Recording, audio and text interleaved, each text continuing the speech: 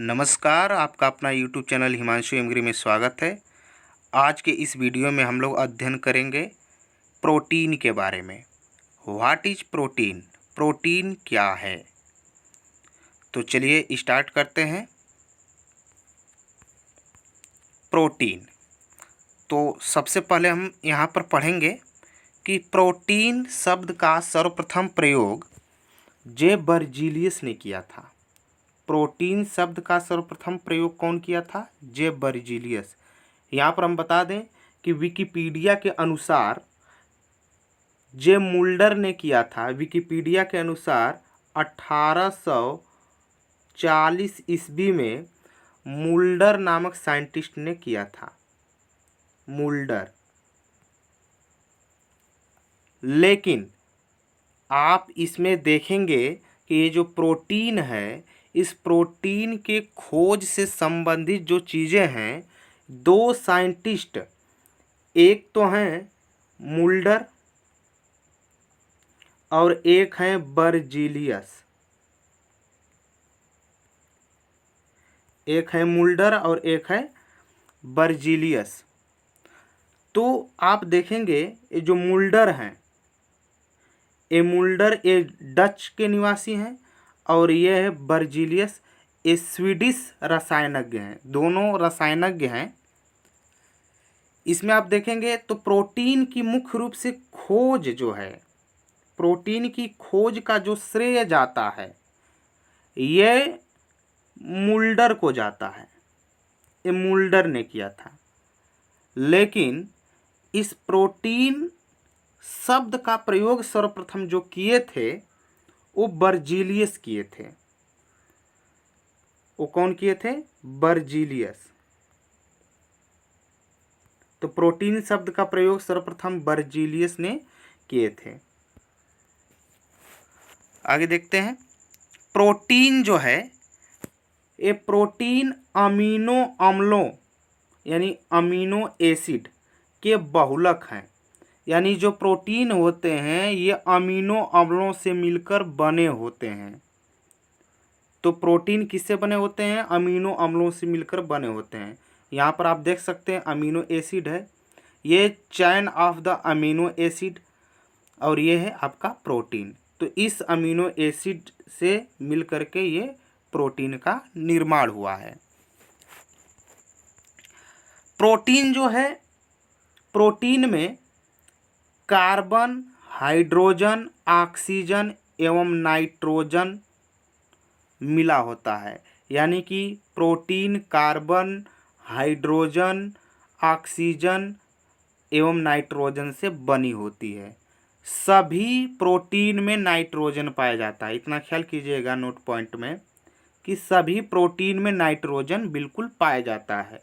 तो carbon, hydrogen, oxygen और nitrogen ये प्रोटीन में होता है। यानी मुख्य रूप से ये प्रोटीन कार्बन, हाइड्रोजन, ऑक्सीजन एवं नाइट्रोजन से बनी होती है।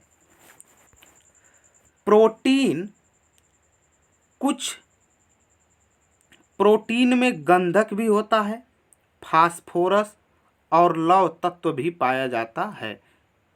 कुछ प्रोटीन में गंधक, फास्फोरस और लवण तत्व भी पाया जाता है। जो प्रोटीन है, ये प्रोटीन पूर्ण विखंडन पर प्रोटीन के अणु सरल अमीनो अम्लों के अणुओं के रूप में टूटते हैं।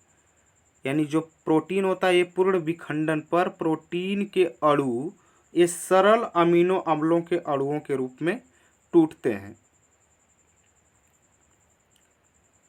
नेक्स्ट देखते हैं। प्रोटीन में लगभग 20 प्रकार के अमीनो अम्ल पाए जाते हैं।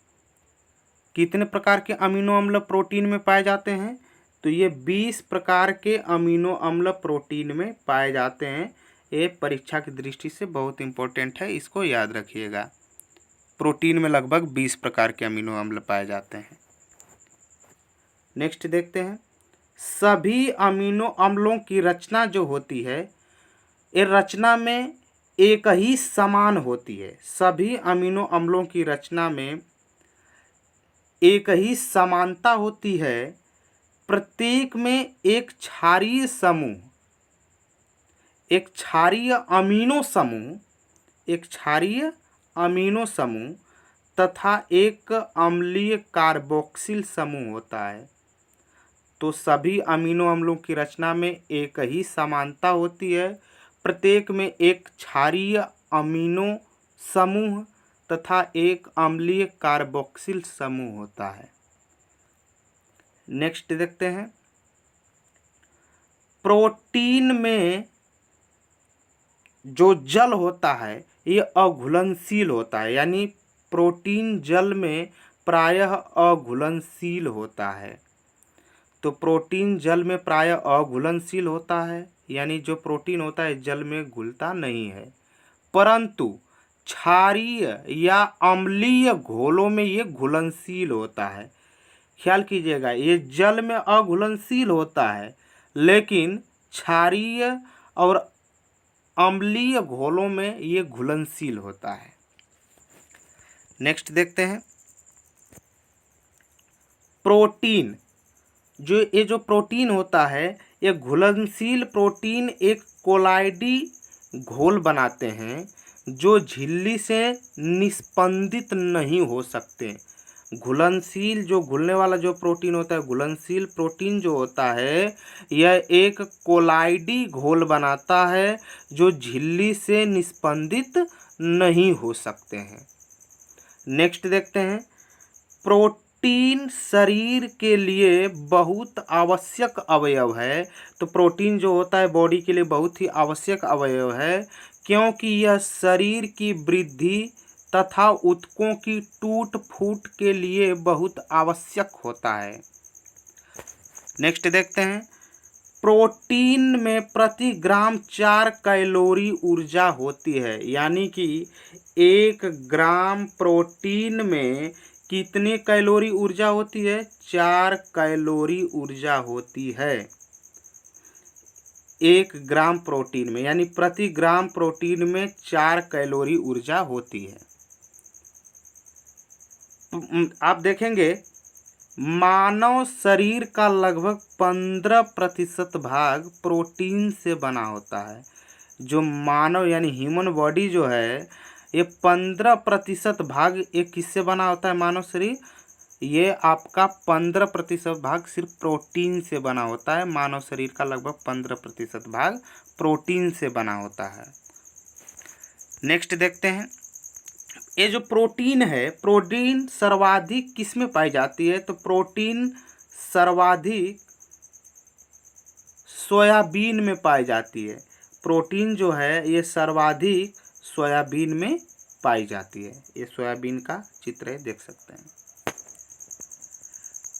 अब इसका हम वर्गीकरण करते हैं, यानी कि इसका विभाजन करते हैं।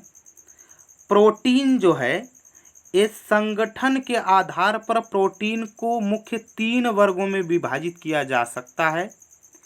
पहला है सरल प्रोटीन, दूसरा है संयुग्मी प्रोटीन, तीसरा है व्युत्पन्न प्रोटीन। तो संगठन के आधार पर प्रोटीन को 3 वर्गों में विभाजित किया गया है। एक है सरल प्रोटीन, दूसरा है संयुग्मी प्रोटीन और तीसरा है व्युत्पन्न प्रोटीन। तो ये तीनों प्रोटीनों को हम एक एक करके थोड़ा थोड़ा पढ़ लेते हैं। तो चलते हैं, बात करते हैं सरल प्रोटीन की। ये वे प्रोटीन हैं जिनके जलीय अपघटन पर केवल अमीनो अम्ल ही प्राप्त होते हैं।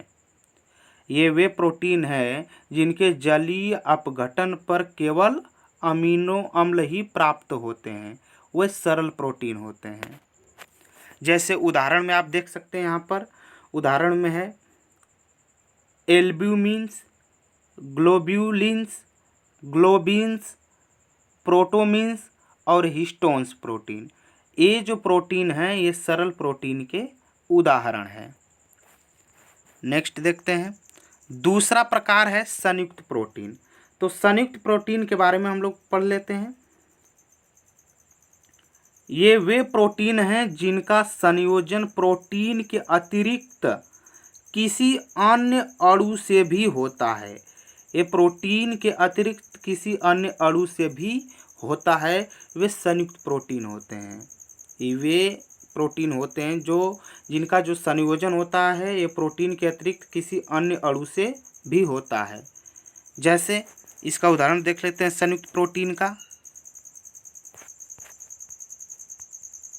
इधर हो गया थोड़ा, देखिए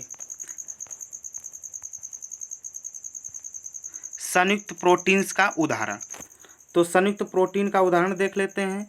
तो ये है न्यूक्लियोप्रोटीन्स, ग्लाइकोप्रोटीन्स, फास्फोप्रोटीन्स और ये है कोमोप्रोटीन्स। तो ये आप देखेंगे ये है संयुक्त प्रोटीन के उदाहरण। अब तीसरा प्रोटीन देखते हैं, पढ़ते हैं। तीसरा वाला था व्युत्पन्न प्रोटीन। तो ये वे प्रोटीन हैं जो प्राकृतिक प्रोटीन के आंशिक जल अपघटन से प्राप्त होते हैं। यानी व्युत्पन्न प्रोटीन वे प्रोटीन हैं जो प्राकृतिक प्रोटीन के आंशिक जल अपघटन से प्राप्त होते हैं। जैसे उदाहरण देख लेते हैं व्युत्पन्न प्रोटीन का।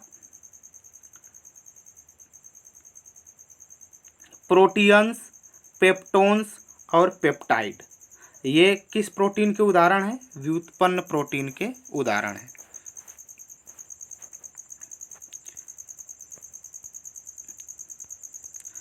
नेक्स्ट देखते हैं प्रोटीन के स्रोत। तो प्रोटीन के स्रोत देख लेते हैं कि प्रोटीन के स्रोत कौन कौन से हैं। तो आप चित्र में देख भी सकते हैं। दाल, सोयाबीन, बादाम, पनीर, अंडे की जर्दी, मांस, मछली, दूध आदि प्रोटीन के ये मुख्य स्रोत हैं। तो ये सब जो हैं ये प्रोटीन के बहुत ही मुख्य स्रोत हैं। नेक्स्ट देखते हैं